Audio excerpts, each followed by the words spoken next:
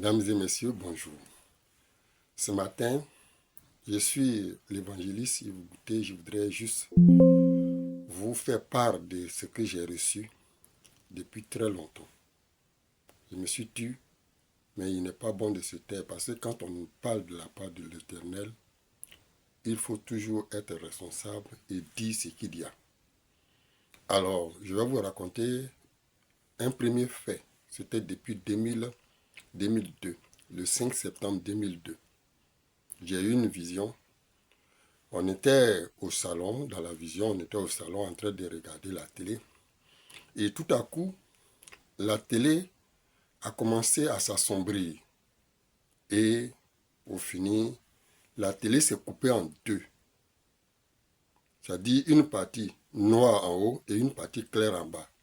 Mais il n'y avait personne sur la télé désormais. Et après quelques minutes, j'entends la voix du président Alassane Ouattara. En ce moment, il n'était même pas président. Mais c'est sa voix que j'ai entendue. Il a dit « Mes chers compatriotes ». Et il n'a pas achevé sa phrase. Alors je me suis demandé, comment se fait-il qu'il n'est pas président de la Côte d'Ivoire et puis celui qui dit « Mes chers compatriotes ». Je ne comprends pas. Ça, c'était le 5 septembre 2002.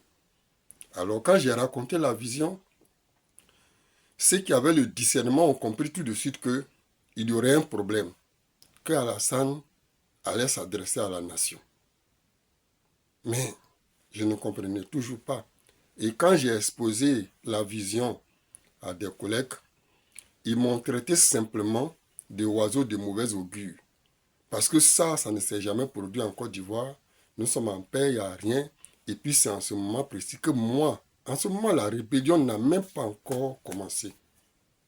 Et quand j'ai raconté cela, notre sous-directeur, c'est lui-même qui m'a dit que oui, ça sont des choses vraiment vues de l'esprit parce que bon, ce sont tes pensées à toi. J'ai dit ok, il n'y a pas de problème.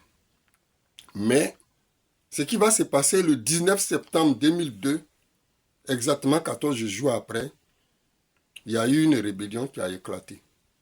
Et quand cette rébellion a éclaté, cette rébellion a coupé la Côte d'Ivoire en deux.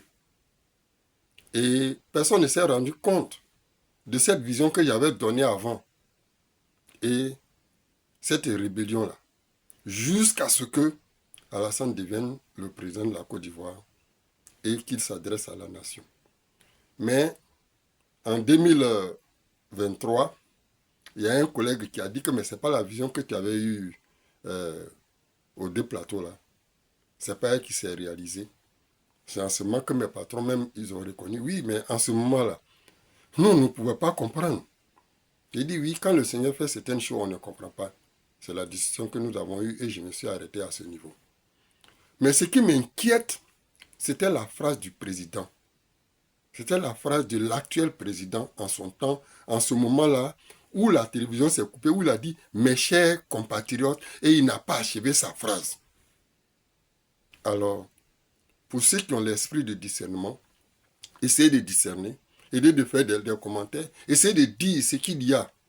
Parce que moi, je ne comprends pas exactement. Parce que quand le Seigneur montre des choses, souvent, il te dit, ce n'est pas pour toi ou bien c'est pour quelqu'un d'autre ou bien ceci, cela, le Seigneur ne m'a pas donné l'interprétation exacte.